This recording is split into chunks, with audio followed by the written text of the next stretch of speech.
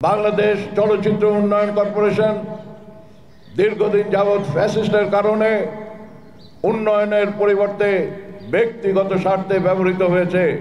আমি হুঁশিয়ার করে বলে দিতে চাই যে ফ্যাসিস্টের দোসরকে যে কারণেই এই এফডিসিতে ব্যবস্থাপনা পরিচালক করে নিয়ে আসা হোক না কেন, সে একটা নাক টিপলে দুধ বেরোয় যে সে নাকি বলে পরিচালনা করেছে, সে নাকি অঙ্কন শিল্পী।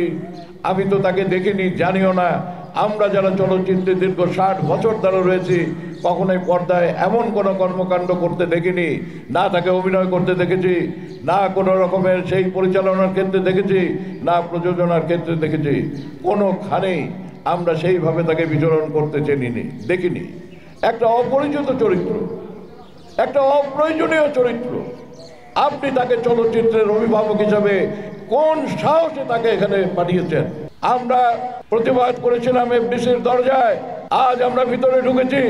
কাল আমরা এই প্ল্যাটফর্ম থেকে ঘোষণা দিতে চাই যে ওই এফডিসির প্রশাসনিক ভবন আমরা নিয়ন্ত্রণে নেব। আমরা এই দেশের চলচ্চিত্রকে আবার পুনর্বাসন করব। এদেশের তরুণ সম্প্রদায়, যেখানে ঢাকা বিশ্ববিদ্যালয় এখন চলচ্চিত্র এবং মিডিয়া পড়ানো হচ্ছে, জাহাঙ্গীরনগর বিশ্ববিদ্যালয় মিডিয়া এবং চলচ্চিত্র পড়ানো হচ্ছে, বিভিন্ন ইউনিভার্সিটিতে এখন যখন এই বিষয়টা গুরুত্ব সহকারে পড়ানো হচ্ছে, তাহলে তারা শিখবে কোথায়? তাদের প্র্যাকটিক্যাল ক্লাস হবে কোথায়?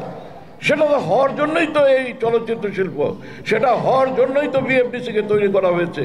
আজকে আপনারা দেখবেন যে সেখানে 3 নম্বর 4 নম্বর ফ্লোর ভেঙে এডিটিং যে জায়গায় আমাদের বিল্ডিং ছিল সেগুলোকে ভেঙে এখানে দোসররা বানিয়েছে হোটেল।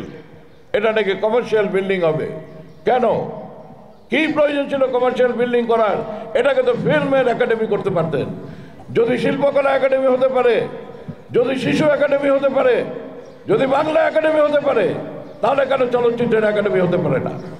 এটা একটা এত বড় সেক্টর, এত বড় একটা ব্যবসা, সেখানে আমরা আজকে এতিমের মতো আমরা কারো কাছে বলতে পারি না যে আমাদের দুঃখের কথা।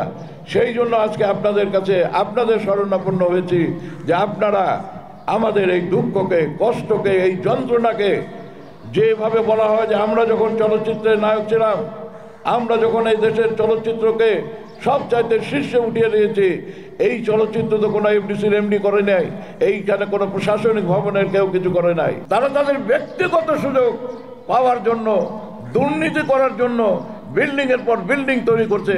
সেই বিল্ডিং দিয়ে কী হবে? আমার সেই মেধাবী ভাই বোনেরা কোথায় গিয়ে চলচ্চিত্র বানাবে?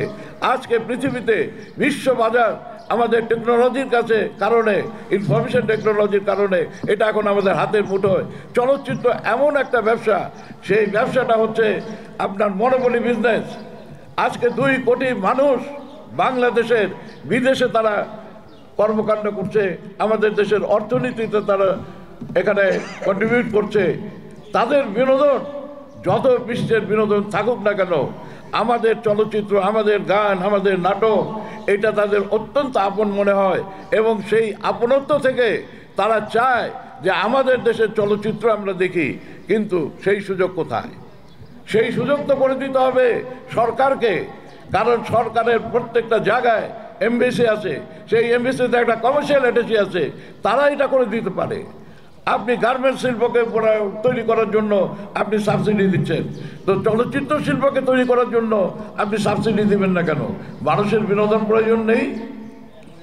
আমাদের না আছে ফাইন্যান্সিয়াল কোনো সাপোর্ট, না আছে কোনো অ্যাডমিনিস্ট্রেটিভ সাপোর্ট, আর এইভাবে যদি একটা ফ্যাসিস্টের দোসরকে, যার কোনো যোগ্যতা নেই, এই ধরনের একটা মানুষকে যদি এমডি বানিয়ে, এমডির পোস্টটা হচ্ছে একটা nucleus of the whole film.